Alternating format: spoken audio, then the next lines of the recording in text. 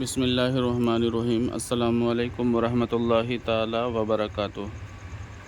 حضرت عباس کی بیوی حضرت ام الفضل رضی اللہ عنہا نے ایک رات خواب میں دیکھا کہ حضور صلی اللہ تعالی علیہ وآلہ وسلم کے جسم اقدس کا ایک ٹکڑا ان کی گود میں رکھا ہے۔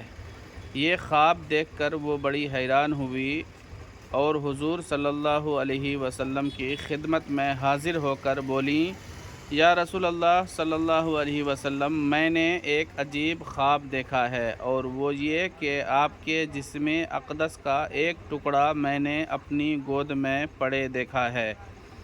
حضور صلی اللہ تعالیٰ علیہ وسلم نے فرمایا، تو نے بڑا اچھا خواب دیکھا ہے، انشاءاللہ میری فاطمہ کے ہاں ایک بچہ پیدا ہوگا اور وہ تیری گود میں کھیلے گا۔ چنانچہ حضرت فاطمہ رضی اللہ تعالی عنہا کے ہاں حضرت امام حسین رضی اللہ عنہ پیدا ہوئے اور وہ ام الفضل کی گود میں کھیلے۔